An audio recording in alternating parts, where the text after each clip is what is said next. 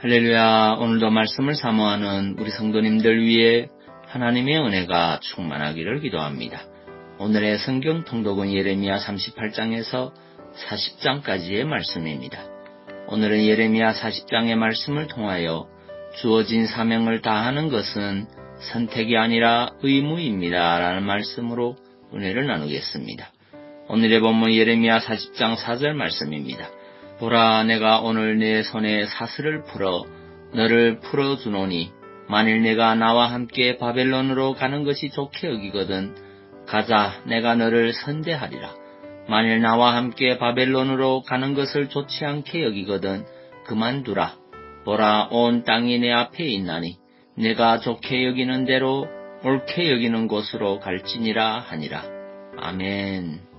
예레미야 40장 1절부터 6절을 보면 느부라사단이 바벨론 포수 중에 사로잡힌 예레미야를 재석방하고 그에게 호의적으로 대우한 사건이 기록되어 있습니다.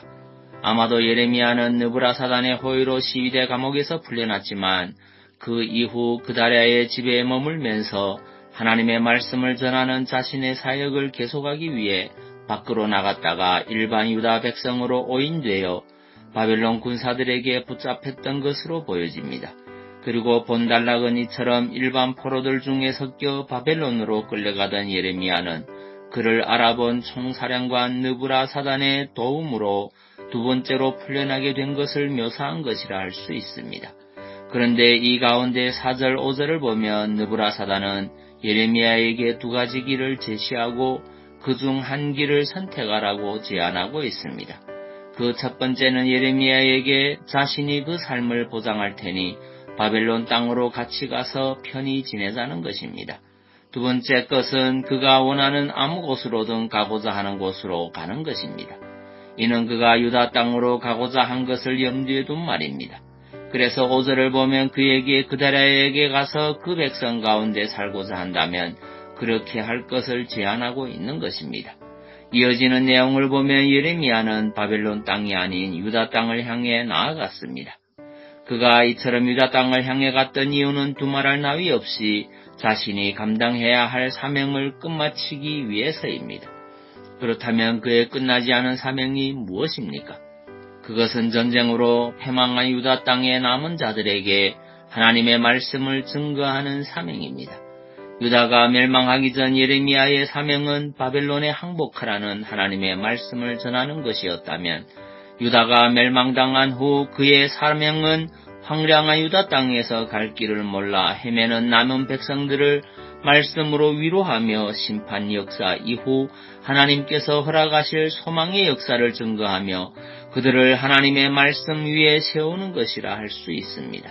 그것이 자신의 안락과는 거리가 멀다는 것을 알고 있지만 남겨진 사명을 다하는 것이 일신의 안위보다 소중하다고 믿었기에 느부라사단의 호의적인 제안을 거절하고 사명의 땅인 유다를 향해 발길을 옮겼던 것입니다. 실로 예레미야는 하나님으로부터 사명을 받은 자로 그것을 끝까지 감당해야 할 책임이 있음을 알고 있었습니다. 그리고 그것을 목숨을 다하기까지 충성되이 감당했던 것입니다. 한편 본문의 이면에서 느부라사단과 예레미야 사이에는 하나님이 주신 사명을 감당하는 것과 관련해 현저한 차이를 보이고 있습니다. 먼저 느부라사단의 경우 예레미야가 하나님의 뜻을 대변하는 하나님의 선지자라는 것을 알고 있었음에도 그 스스로 사명을 중단할 수도 자기가 원하는 대로 살아갈 수도 혹은 끝까지 사명을 감당할 수도 있을 것이라 생각했습니다. 그 모든 것을 예레미야 스스로의 선택으로 취할 수 있다고 이해한 것입니다. 그러나 예레미야는 이에 대해 선택의 여지가 없었다고 생각했습니다. 사명자로서 사명을 다하는 것, 사명의 땅에서 고난을 감내하는 것은 선택이 아니요 반드시 감당해야 할 당위적 의무라고 이해했던 것입니다. 그렇기에 그는 조금의 주저함도 없이 모든 제한을 뿌리치고 유다 땅으로 간 것입니다. 여러분, 이러한 사명의식, 하나님이 주신 사명을 끝내 감당해야 한다는 굳은 의무감은 오늘 이 땅에서 하나님의 백성, 하나님의 일꾼으로 부름받은 우리 성도들이 참으로 간직하고 붙들어야 할 바입니다.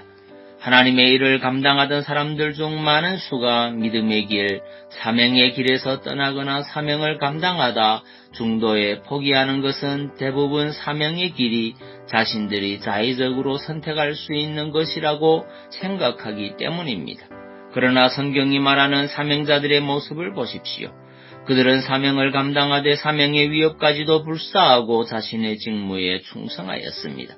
이처럼 목숨을 불사한다는 것은 한마디로 사명을 다하는 것 외에 자신에게 어떠한 선택의 여지도 없음을 표현한 것이라 할 수 있습니다. 사랑하는 성도 여러분, 여러분은 이 말씀을 통해 지금까지 여러분에게 주어진 사명에 대해 어떤 자세로 임하였는지를 돌아보시기 바랍니다. 혹 하나님께서 주신 사명을 자신의 안락과 안위를 위해 손쉽게 포기하지는 않았습니까? 혹 사명을 다하지도 않았는데 중도에 포기할 수 있다고 생각하지는 않습니까? 나라의 부름을 받고 군대에서 복무하는 군인들을 보십시오. 그들은 자신들에게 맡겨진 임무를 목숨을 다해 감당해야 하며 그것을 다 이루는 것 외에 다른 선택의 여지가 없음을 잘 알고 있습니다. 하물며 하늘의 부름을 따라 하나님의 일을 감당하는 우리이겠습니까? 여러분은 이 말씀을 통해 여러분에게 주어진 사명이 얼마나 지엄하고 절대적인 것인지를 가슴에 새기십시오. 그리하여 진정 충성된 일꾼, 생명을 다하는 성도로 굳게 서시기 바랍니다. 사도행전 20장 24절 말씀입니다.